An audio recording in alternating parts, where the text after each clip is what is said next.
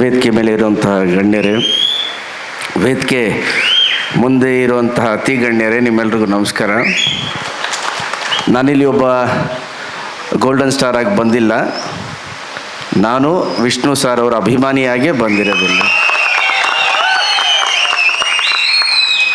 ನಾನು ಆ್ಯಕ್ಟ್ರ್ ಆಗಿರಲಿಲ್ಲ ಅಂದಿದ್ರೆ ಖಂಡಿತವಾಗ್ಲೂ ಅಲ್ಲೇ ಬಂದು ಶಿಳ್ಳೆ ಚಪ್ಪಾಳೆ ಹೊಡಿತಿದ್ದೆ. 25 ವರ್ಷ ಆಯಿತು ಕೋಟಿಗೊಬ್ಬ ಮತ್ತೆ ಬರ್ತಾ ಇದೆ ಅಂತ. ದೊಡ್ಡ ದೊಡ್ಡವರು ಮಾತಾಡ್ಬಿಟ್ಟಿದ್ದಾರೆ, ನನಗೇನು ಮಾತಾಡಬೇಕು ಅಂತ ಗೊತ್ತಾಗ್ತಿಲ್ಲ. ನಾನು ಚಿಕ್ಕ ಹುಡುಗನಿಂದನೂ ವಿಷ್ಣು ಸರ್ ಅವರ ದೊಡ್ಡ ಅಭಿಮಾನಿ. ನಾನು ಹೆಚ್ಚು ಎಲ್ಲೂ ಹೇಳ್ಕೊಂಡಿಲ್ಲ. ಈ ಬಳೆ ಕೂಡ ಅದಕ್ಕೋಸ್ಕರನೇ ಹಾಕ್ಕೊಳ್ಳೋದು. ನೀವು ನನ್ನ ಹೀರೋ ಆದಮೇಲಲ್ಲ, ನಾನು ಯಾವಾಗ ಕಾಮಿಡಿ ಟೈಮ್ ಮಾಡ್ತಿದ್ನೋ ಇಲ್ಲ ನನ್ನ ಯಾವುದು ಸೀರಿಯಲ್ ನೋಡಿದ್ರೂ ಕೂಡ ಕೈಯಲ್ಲಿ ಒಂದು ಬಳೆ ಇದ್ದೇ ಇರುತ್ತೆ. ಅಷ್ಟು ಫ್ಯಾನ್ ನಾನು ಅವ್ರಿಗೆ.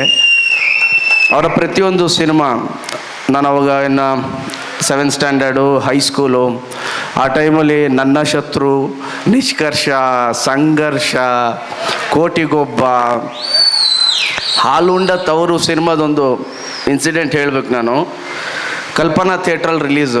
If you ask me, 90s Vishnu ಸರ್ದು ಯಾವ್ಯಾವ ಪಿಕ್ಚರ್ ಯಾವ್ಯಾವ ಥಿಯೇಟ್ರಲ್ಲಿ ರಿಲೀಸ್ ಆಯಿತು ಅಂದರೆ ನಾನು ಕಣ್ಣು ಮುಚ್ಕೊಂಡು ಹೇಳ್ತೀನಿ.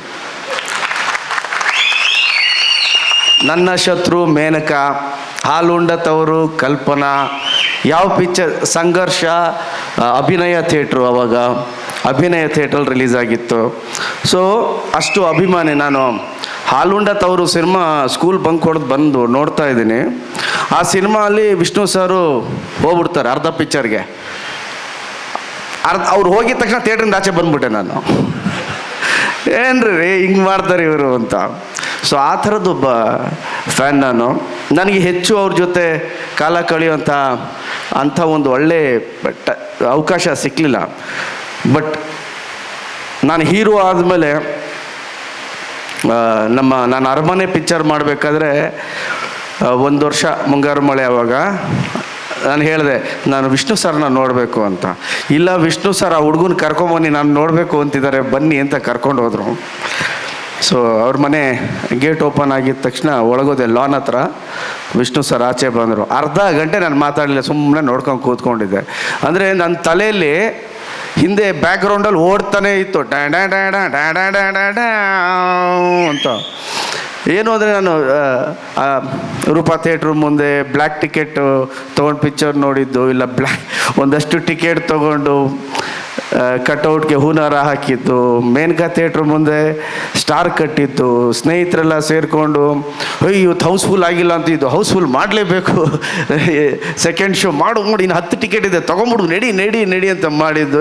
ಎವ್ರಿಥಿಂಗ್ ಎಲ್ಲ ಪಟ ಪಟ ಪಟ ಪಟ ಪಟ ಪಟ ಅಂತ ಹೋಗ್ತಾ ಇತ್ತು ನನ್ನ ತಲೆಯಲ್ಲಿ. ಅಂದರೆ ಹೌಸ್ಫುಲ್ ಅಂದರೆ ನಮ್ಮ ತಾಲೂಕ್ ಸೆಂಟರ್ಸಲ್ಲಿ ಅವಾಗೆಲ್ಲ ಸೆಕೆಂಡ್ ಶೋಗೆ ಜಾಸ್ತಿ ಜನ ಇರ್ತಿರ್ಲಿಲ್ಲ. ಸೊ ಬೆಂಗಳೂರಿಗೆ ಬಂದ್ರಂತೂ 8 ಶೋ ಕನ್ಫರ್ಮ್ ನಂದು. Morning show, matinee, first show, second show. ಮತ್ತು ನೆಕ್ಸ್ಟ್ ಡೇ ಶನಿವಾರ morning show, matinee, first show, second show. ಭಾನುವಾರ ಥಿಯೇಟ್ರಲ್ಲಿ ಸೈಡಲ್ಲಿ ನಿಂತ್ಕೊಂಡು ನಾನು ನಮ್ಮ ಒಂದು 20-25 ಜನ ಫ್ರೆಂಡ್ಸ್ ಎಲ್ಲ ಯಾವ್ಯಾವ ಸೀನ್ಗೆ ಎಷ್ಟು ಶಿಳ್ಳೆ ಚಪ್ಪಾಳೆ ಹೊಡೆಯುತ್ತೆ, ಪಿಕ್ಚರ್ಗಿಂತ ಇವ್ರು ನೋಡೋದು ಅಲ್ಲಿ ನೋಡೋದು, ಆ ಥರ ಖುಷಿ ಪಡ್ತಿದ್ವಿ ವಿಷ್ಣು ಸರ್ ಆ್ಯಕ್ಟಿಂಗ್ ನೋಡಿ. ಸೊ ಅದು ಪ್ರತಿಯೊಂದು ನನ್ನ ತಲೆಯಲ್ಲಿ ಬರೋದಕ್ಕೆ ಶುರು ಆಯಿತು. ಸೊ ಕೂತ್ಕೊಂಡು ಮಾತಾಡಿದಾಗ ಅವ್ರಿಗೆ ಹೇಳಿದ್ದೆ, ಸರ್ ಅಣ್ಣ ಈ ಬಳೆ ಅದನ್ನು ನೋಡಿ ಹಾಕ್ಕೊಳ್ಳೋದು ನಾನು, ನೀವು ಬೀದರ್ಗೆ ಹೋದಾಗ ಅಲ್ಲಿ ಗುರುದ್ವಾರದಲ್ಲಿ ಕೊಟ್ರಲ್ಲ ನಿಮ್ಗೆ ಇದನ್ನು ನೋಡಿ ನನಗೆ ಕೊಟ್ಟರು ಅಂತ ನೀವೊಂದು ಇಂಟರ್ವ್ಯೂವಲ್ಲಿ ಹೇಳಿದ್ರಿ, ಅದನ್ನು ನೋಡ್ಬಿಟ್ಟು ನಾನು ಹಾಕ್ಕೋಬೇಕು ಅಂತ ಹಾಕೋತಾ ಇದ್ದೀನಿ ಅಣ್ಣ ಅಂದರೆ ನೋಡ್ತಾ ಇದ್ರು. ಕೊನೆಗೆ ಒಂದು ವಿಷಯ ಹೇಳಿದ್ರು, ಸಂತೋಷವಾಗಿ ಕಾಣಿಸ್ಕೊಳ್ಳೋದು ಬೇರೆ, ಸಂತೋಷವಾಗಿ ಇರೋದು ಬೇರೆ. ನೋಡಿದೆ, ನೋಡಿ ಗಣೇಶ್, ಸಂತೋಷವಾಗಿ ಇರೋದು ಬೇರೆ, ಸಂತೋಷವಾಗಿ ಕಾಣಿಸ್ಕೊಳ್ಳೋದು ಬೇರೆ. ಯಾವಾಗಲೂ ಸಂತೋಷವಾಗಿ ಇರೋ ಥರ ಕಾಣಿಸ್ಕೋಬೇಡಿ, ಸಂತೋಷವಾಗಿರಿ. ಸೊ ಅದು ನನ್ನ ತಲೆಯಲ್ಲಿ ಯಾವಾಗಲೂ ಓಡ್ತಾನೇ ಇರುತ್ತೆ. ಯಾಕೆ ಸುಮ್ಮನೆ ಸಂತೋಷವಾಗಿ ಕಾಣಿಸ್ಕೋಬೇಕು, ಸಂತೋಷವಾಗಿ ಇರಬೇಕು ಎಲ್ಲರೂ. ಉಪ್ಪಿ ಸಾರ್ ಹೇಳಿದ್ರಲ್ಲ, ಹ್ಯಾಪಿಯಾಗಿರಿ ಗುರುವೇ, ಹ್ಯಾಪಿಯಾಗಿರಿ ಅಂತ. ನನಗೇನು ಖುಷಿ ಅಂದರೆ, ನನ್ನ ಚೈಲ್ಡ್ಹುಡ್ ಡೇಸಲ್ಲಿ, ನನ್ನ ಹೈಸ್ಕೂಲ್ ಕಾಲೇಜ್ ಡೇಸಲ್ಲಿ ಯಾರ್ಯಾರ ಚಿತ್ರವನ್ನು ನಾನು ಬ್ಲ್ಯಾಕ್ ಟಿಕೆಟ್ ಕೊಟ್ಟು ನೋಡಿದ್ನೋ ಅವ್ರ ಜೊತೆ ಎಲ್ಲ ಇಲ್ಲಿ ಕೂತ್ಕೊಂಡಿದ್ದೀನಲ್ಲ, ಅದೇ ಖುಷಿ ಸರ್ ನನಗೆ.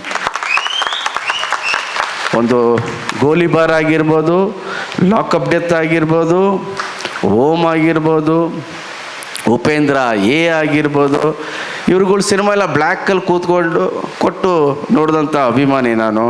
ಆ್ಯಂಡ್ ಇವರು ವಿಷ್ಣು ಸರ್ ಬಗ್ಗೆ ಅಷ್ಟು ಮಾತಾಡಿದಾಗ ನನಗೆಷ್ಟು ಖುಷಿ ಆಗೋದು ಸ್ವಲ್ಪ ಲೆಕ್ಕ ಹಾಕಿ.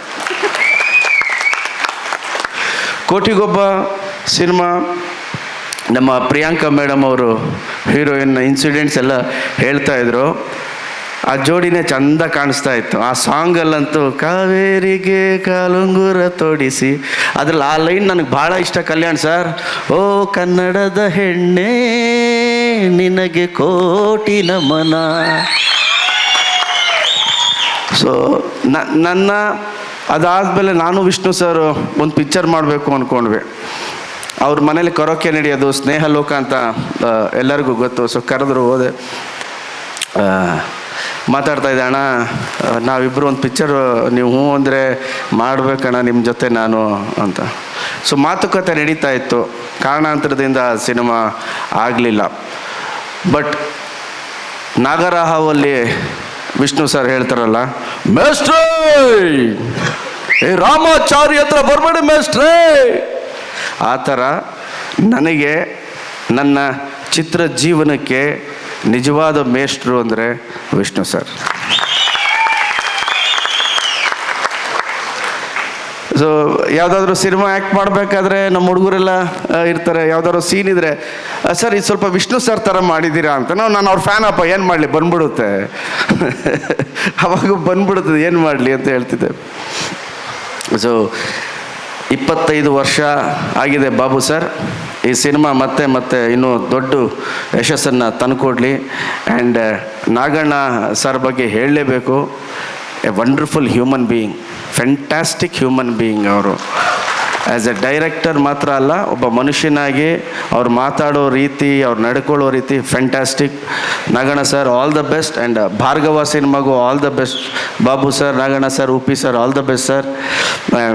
ನನ್ನ ಭಾಳ ಆತ್ಮೀಯರು ಗುರು ಸರು ಇಲ್ಲೇ ಇದ್ದಾರೆ. ನಾನು ಗುರು ಸರು, ನಾಗಣ್ಣ ಸರ್ ಒಂದು ಫಿಲಮ್ ಮಾಡಿದ್ವಿ. ಇಡೀ ಚಿತ್ರತಂಡಕ್ಕೆ ನನ್ನ ಕಡೆಯಿಂದ ಆಲ್ ದ ಬೆಸ್ಟ್ ಅಂತ ಹೇಳ್ತೀನಿ.